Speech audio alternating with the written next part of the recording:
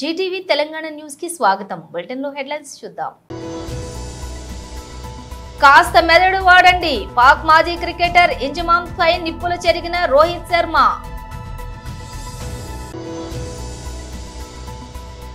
ప్రత్యక్ష ప్రసారం మాజీ మంత్రి MLA Jagadish Reddy press meet Telangana Bhavan లో. ఏపీపీఎస్సీ ద్వారా ఎంపికైన గ్రూప్ 1 అధికారులతో భేటీ అయిన గౌరవనీయులు ఉప ముఖ్యమంత్రి శ్రీ పవన్ కళ్యాణ్. పార్టీ ఫిరాయింపులపై నీతులు వల్లించిన కాంగ్రెస్ పార్టీని నీతిమాలిన రాజకీయాలు చేస్తోంది రాణి రుద్రమ్మ. పెద్దపల్లి జిల్లా సమీకృత జిల్లా కలెక్టరేట్లోని సమావేశ మందిరంలోని అంతర్జాతీయ మాదక ద్రవ్యాల దుర్వినియోగ అక్రమ రవాణా వ్యతిరేక దినోత్సవం సందర్భంగా నిర్వహించినటువంటి మిషన్ పరివర్తన అవగాహన కార్యక్రమంలో స్థానిక సంస్థల అదనపు కలెక్టర్ జె అరుణశ్రీ పాల్గొని మాట్లాడారు.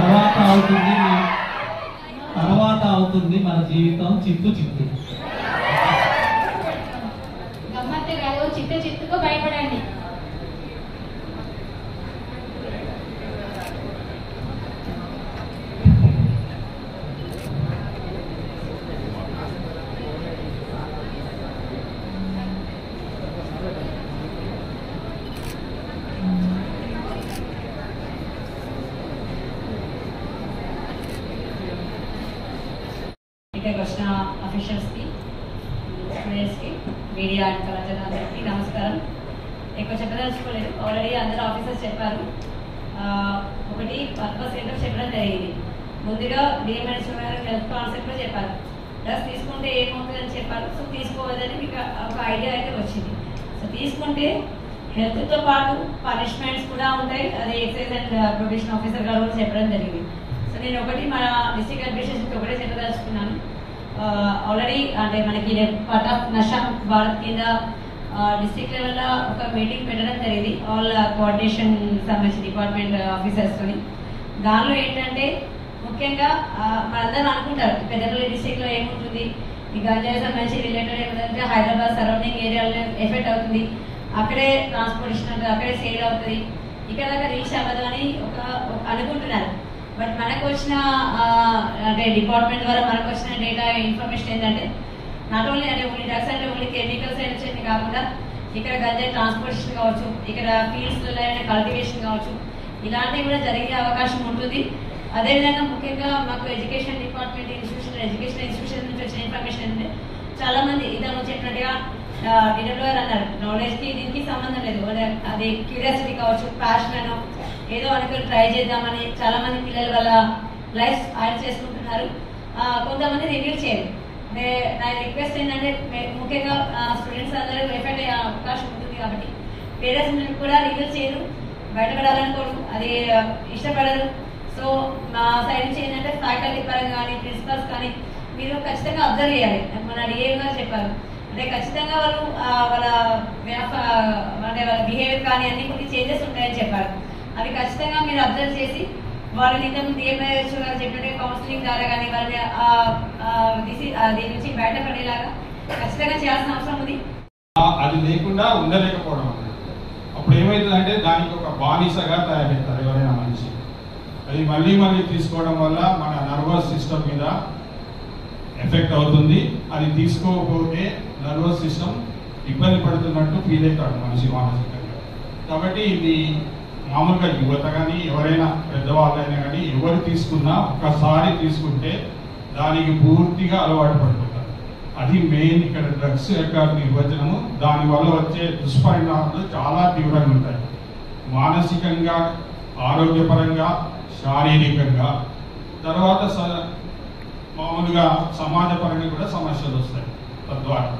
కాబట్టి ఇది చాలా డేంజరస్ అని దీన్ని పూర్తిగా సమాజం నుంచి తీసివేయాలని దానికి అగెనిస్ట్గా చట్టాలు చేశారు. సార్ ఇంతకుముందే చెప్పాడు, ఎన్డీపీఎస్ యాక్ట్ 1985 నుంచి ఉంది. అంతకుముందు ఏ చట్టాలు లేవు. 1985 నుంచి చట్టాలు ఉన్నాయి. ఆ చట్టానికి లోబడి మేము ఎక్సైజ్ కానీ పోలీస్ కానీ మేము కేసులు చేస్తాము. కన్జంప్షన్ కూడా దీంట్లో నేరం. మామూలుగా తీసుకోవడం కూడా నేరం ఈ డ్రగ్ అనేది. తర్వాత నిల్వ ఉంచడము, అమ్మడము, కొనడం అనేవి ఇంకా ఎక్కువ. ఎలిసిట్ ట్రాఫికింగ్ అంటే అదే, అంటే ఈ డ్రగ్స్ని సరఫరా చేయడము, వేరే వాళ్ళకి అమ్మడము, బూట్ లెగ్గర్స్ అంటారు వీళ్ళని. వీళ్ళు అదే పనిగా కొన్ని గ్రాముల మత్తు పదార్థమే ఈ డ్రగ్ అనేది కొన్ని కోట్ల విలువ చేస్తుంది. కాబట్టి ఈ వ్యాపారం చేసే వాళ్ళు ఏ కొంత పట్టుబడినా చాలా మటుకు పట్టుబడకుండా వీటిని చేయగలుగుతారు. ఎందుకంటే ఇది చిన్న పరిమాణంలో సప్లై చేసినా వాళ్ళ వ్యాపారం సజావుగా జరుగుతుంది. కాబట్టి ఎక్కువ ధనాన్ని ఆశించి కొంతమంది దీన్ని చేస్తారు. ఇంకొకటి, మనం ఏదైనా తెలిసి చేసినప్పుడు అది మామూలు పరిణామం, తెలియక ఏది చేసినా అంటే దీని గురించి ప్రతిజ్ఞ. నేను మాదక ద్రవ్యాల అక్రమ రవాణా మరియు దుర్వినియోగం పై జరుగుతున్న పోరాటంలో క్రియాశీల భాగస్వామిని అవుతానని పరిణామాల గురించి సంపూర్ణ అవగాహన కలిగి ఉండి నాతో పాటు ఏ ఒక్కరు డ్రగ్స్ బారిన పడకుండా కృషి చేస్తానని డ్రగ్స్ అమ్మకం కొనుగోలు చేసే వ్యక్తుల సమాచారాన్ని పోలీసుకు తెలియజేస్తానని డ్రగ్ రహిత సమాజమే లక్ష్యంగా సంకల్పంలో సాగుతున్న తెలంగాణ ప్రభుత్వ సంకల్పంలో భాగస్వామిని అవుతానని ప్రతిజ్ఞ చేస్తున్నాను. ఇక డీటెయిల్స్ చూస్తే టీచర్లు జీవిత సమస్యలను పరిష్కరించమని అడిగితే పట్టించుకోవడానికి సమయం లేని సీఎం రేవంత్ రెడ్డి పక్క పార్టీలో గెలిచినోళ్లను పార్టీ ఫిరాయింపుల నీచ సంస్కృతిని ప్రోత్సహించేందుకు మాత్రం వెంపర్లాడుతున్నారు.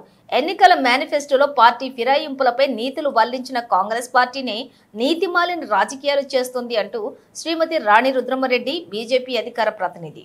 గత ప్రభుత్వాలు తీసుకొచ్చినటువంటి జీవో 2, జీవో 3 ఉపాధ్యాయులకు అన్యాయం చేసేటటువంటి జీవోలు, ఆ జీవోలను రద్దు చేసి పాత జీవోలు జీవో 11, జీవో 12 అని అమలు చేయాలి అని చెప్పి వాళ్ళు ఏదైతే కోరుతున్నారో వాటిని కనీసం పరిశీలించేటటువంటి పరిస్థితిలో కూడా రేవంత్ రెడ్డి గారి ప్రభుత్వం లేదు.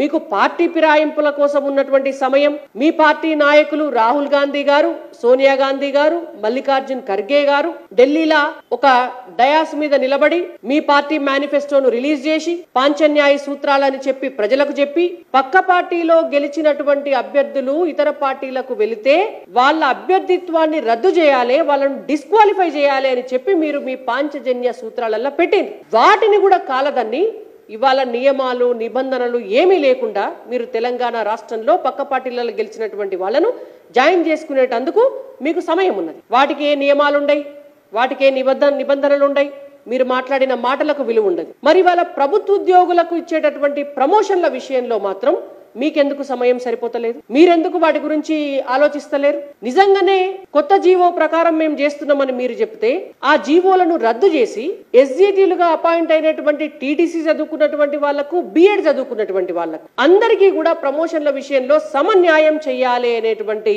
సోయి ముఖ్యమంత్రి గారికి ఎందుకు లేదు అని మేము అడుగుతున్నాం. గత 10 సంవత్సరాలుగా ప్రమోషన్లు లేవు, ఇవాళ మీరేదో ఇస్తాము అని ఒక ఆశ చూపినరు వాళ్లకు. మరి ఆ ఇచ్చే ఆశ చూపినటువంటి క్రమంలో సమన్యాయం చేయండి.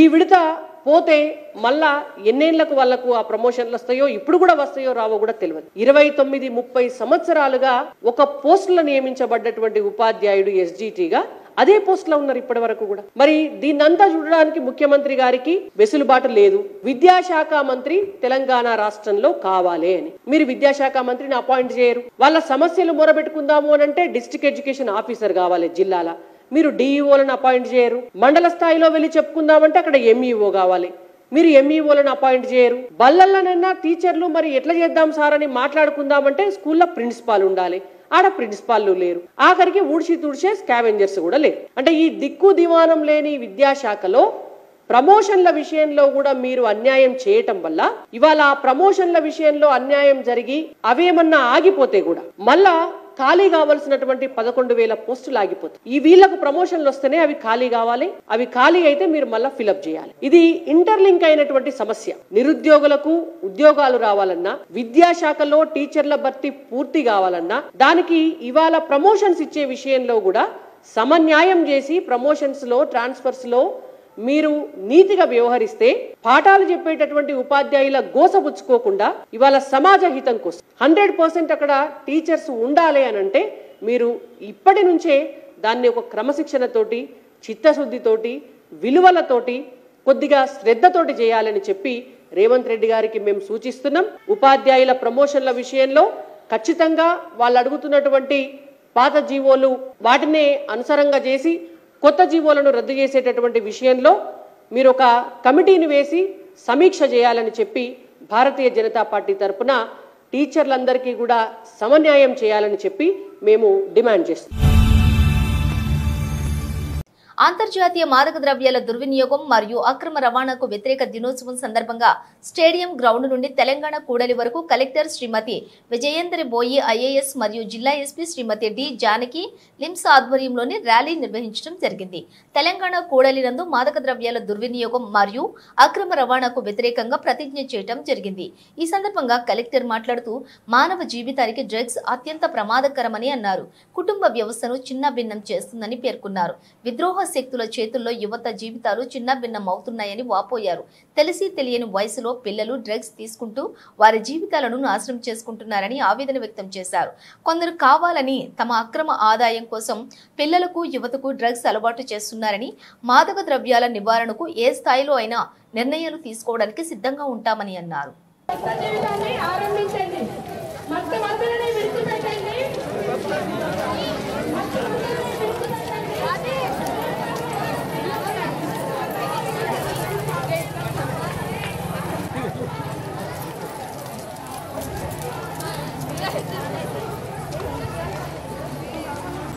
ప్రేమతో జీవితాన్ని నింపుకోండి, రక్తం కానుకోండి.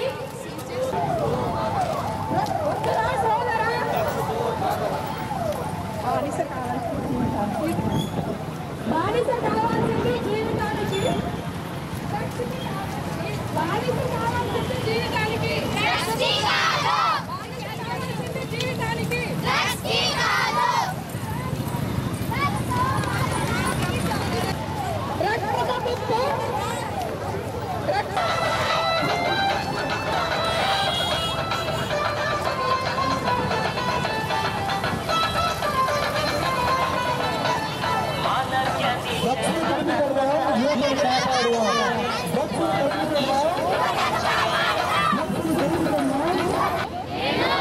మాదక ద్రవ్యాల అక్రమ రవాణా మరియు దుర్వినియోగంపై జరుగుతున్న పోరాటంలో క్రియాశీల భాగస్వామిని అవుతానని, అలాగే దుష్పరిణామాల గురించి కలిగి ఉండి నాతో పాటు చేస్తానని, డ్రగ్స్ అమ్మకం కొనుగోలు చేసే వ్యక్తుల సమాచారాన్ని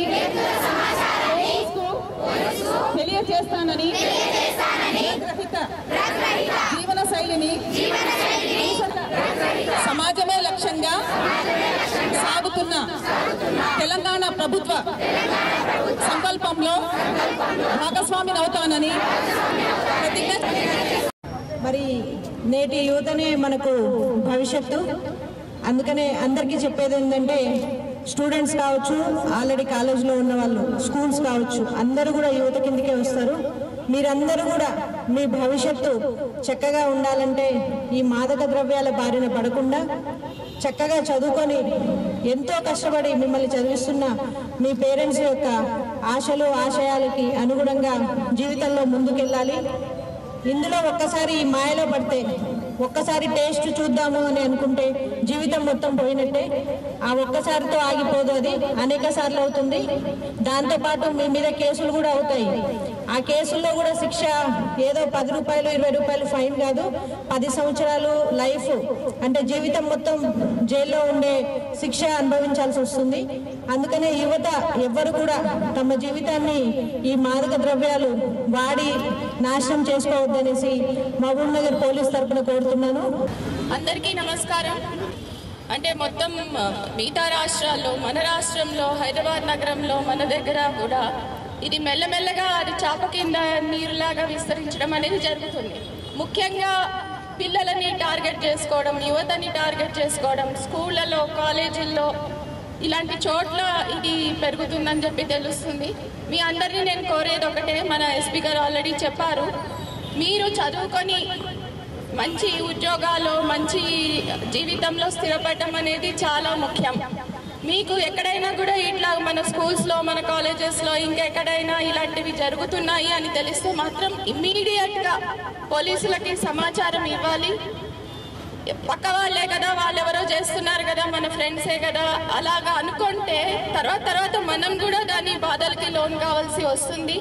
ఈ మాదక ద్రవ్యాలు తీసుకుంటే మొత్తం జీవితమే కోల్పోవాల్సి వస్తుంది, మొత్తం లైఫ్ అంతా వేస్ట్ అవుతుంది. కాబట్టి పిల్లలందరూ, యువతకి కూడా నేను రిక్వెస్ట్ చేసేది ఏమిటంటే, ఇలాంటిది దీనికి లోన్ కావద్దు. ఎక్కడైనా మీకు సమాచారం ఉంటే మాత్రం వెంటనే పోలీసులకి చెప్పండి. అదేవిధంగా నేను మన జిల్లా విద్యాశాఖని, ముఖ్యంగా మన డిఓ గారిని, తర్వాత ఇంటర్మీడియట్ ఆఫీసర్స్ వీళ్ళందరినీ, తర్వాత అక్కడ పనిచేస్తున్న టీచర్లు, లెక్చరర్లు, మీ దగ్గర ఎక్కడైనా ఇలాంటి సమాచారం ఉంటే దాన్ని అస్సలు ఉపేక్షించద్దు. తర్వాత పిల్లలు ఎక్కడైనా ఇవి తీసుకుంటున్నారు అంటే వాళ్ళ లక్షణాల ప్రకారం మనకి తెలిసిపోతూ ఉంటుంది, ఏదో సంథింగ్ రాంగ్, ఏదో ఉంది అనేది తెలుస్తూ ఉంటుంది. అలాంటప్పుడు ఇమ్మీడియట్ యాక్షన్ అనేది తీసుకోవాలి. అదేవిధంగా నేను ఎస్పీ గారిని కోరేది ఏమిటంటే, ఈ మాదక ద్రవ్యాల మీద చాలా క్లోజ్ మానిటరింగ్ పెట్టి మన మహబూబ్ నగర్ జిల్లాలోనే, ముఖ్యంగా మన మహబూబ్ నగర్ టౌన్లో ఎక్కడా కూడా ఈ మాదక ద్రవ్యాల వినియోగం లేకపోతే దాన్ని రవాణా చేస్తున్న వాళ్ళ మీద చాలా కఠినంగా యాక్షన్ తీసుకోవాలని చెప్పి నేను జిల్లా ఎస్పీ గారిని కూడా కోరుతా ఉన్నాను. Thank you. గడిచిన 5 ఏళ్లలో కేంద్ర ప్రభుత్వం విడుదల చేసిన 1066 కోట్ల ఏమయ్యాయని చెప్పి ఉప ముఖ్యమంత్రిని పవన్ కళ్యాణ్ ప్రశ్నించారు. ఆయన బుధవారం స్వచ్ఛాంధ్ర కార్పొరేషన్ పై సమీక్ష నిర్వహించారు. ఈ సమావేశానికి ఉన్నతాధికారులు, ఇంజనీర్లు హాజరయ్యారు. కార్పొరేషన్ పనితీరుపై ఉప ముఖ్యమంత్రికి అధికారులు పవర్ పాయింట్ ప్రజెంటేషన్ ఇచ్చారు. అనంతరం ఆయన స్వచ్ఛాంధ్రకు కేంద్రం నుంచి వచ్చిన నిధులు, ఖర్చుల వివరాలపై ఆరా తీశారు. 5 ఏళ్లలో కేంద్రం నుంచి 1000 కోట్లకు పైగా వచ్చినట్లు గుర్తించారు. ఈ నిధులు ఎక్కడికి పోయాయని అధికారులను ప్రశ్నించారు. అయితే నాటి ప్రభుత్వంలోని ఆర్థిక శాఖ కేంద్రం నుంచి వచ్చిన నిధులను స్వచ్ఛాంధ్రకు విడుదల చేయలేదని అధికారులు పవన్ కళ్యాణ్ దృష్టికి తీసుకుని వచ్చారు.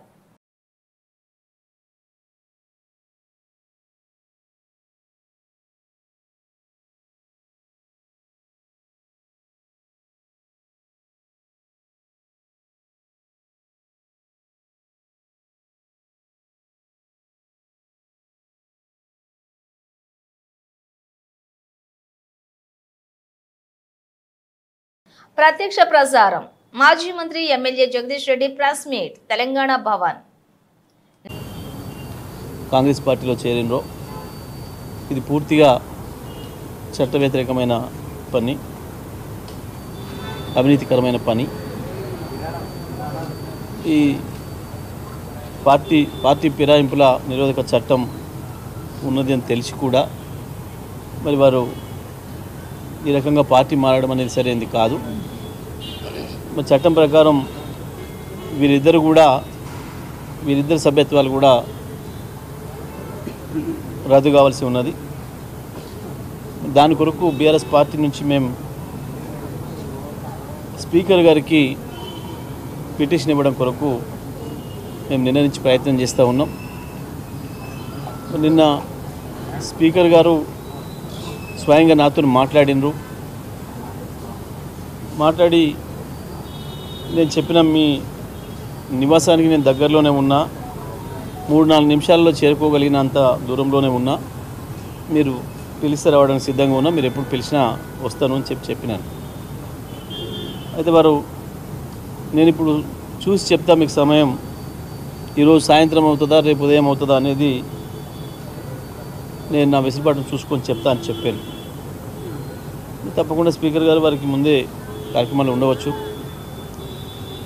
కాబట్టి నేను ఇక్కడే వారి కొరకు వెయిట్ చేస్తూ ఉంటుంది. నేను రాత్రి 7-8 గంటల వరకు కూడా ఇక్కడ నిరీక్షణ చేసి వారి ఓఎస్డీకి వారి ప్రయత్నం చేస్తే స్పీకర్ గారు దొరకలేదు, వారి ఓఎస్డీకి చెప్పి మరి ఇట్లా స్పీకర్ గారు మాట్లాడి వారు స్వయంగా సమయం ఇస్తా అని చెప్పారు. నాకు ఇంకా ఏం చెప్పలేదు. మరి రాత్రి అయింది, కనీసం మరి రేపు ఉదయమైనా ఏ సమయం ఇస్తారో ఒకసారి తెలుసుకొని చెప్పండి అని చెప్పడం జరిగింది. మళ్ళీ ఈరోజు ఉదయం నుంచి కూడా నేను ప్రయత్నం చేస్తూనే ఉన్నా. మరి ఇంతకుముందు ఒక గంటన్నర క్రితం మరి ఓఎస్డి గారు మాత్రం ఫోన్లో దొరికింది నాకు. దొరికి సార్ వికారాబాద్కి వచ్చిండ్రు, ఇక్కడ ఏదో కార్యక్రమాల్లో పాల్గొంటున్నారు అనే మాట చెప్పింది. నేను చెప్పిన మరి ఏ సమయానికి మళ్ళీ వస్తారు, ఏ సమయానికి నన్ను ఎక్కడికి రమ్మంటారు చెప్తే వారు ఎక్కడికి చెప్తే అక్కడ రావడానికి నేను రెడీగా ఉన్నా, చెప్పండి అని చెప్పినాం. ఆయన వారు ఇంతవరకు స్పందించడం లేదు, మళ్ళీ ప్రయత్నం చేస్తే కూడా స్పందించడం లేదు. మరి మేము తప్పని పరిస్థితులలో మాకున్న ఇతర మార్గాలు ఈమెయిల్ ద్వారా మేము మా కంప్లైంట్ పిటిషన్స్ను పంపడం జరిగింది. అదేవిధంగా స్పీడ్ పోస్ట్ ద్వారా కూడా పంపించడం జరిగింది. 2 మార్గాల ద్వారా స్పీకర్ గారి ఈమెయిల్కి పంపించడం జరిగింది. వీరిద్దరిపైన 2 పిటిషన్లు, వారి అడ్రస్కి స్పీడ్ పోస్ట్ ద్వారా కూడా పంపించడం జరిగింది. ఇదే సందర్భంలో శాసనసభ కార్యదర్శికి కూడా పంపించడం, మరి స్పీకర్ గారికి అందజేయండి అని చెప్పి. స్పీకర్ గారు దానిపైన ఏం స్పందిస్తారు, తదుపరి వారు ఏం చర్యలు తీసుకుంటారనే దాన్ని బట్టి మా చర్యలు ఉంటాయి. తప్పకుండా చట్టపరంగా న్యాయపరంగా మాకున్న అన్ని అవకాశాలను వినియోగిస్తాం. వారు ఇద్దరు కూడా వారి సభ్యత్వాలు, శాసనసభ సభ్యత్వాలు రద్దు చేయించడానికి మేము అన్ని రకాల ప్రయత్నం చేస్తాం, చేయించి తీరుతాం.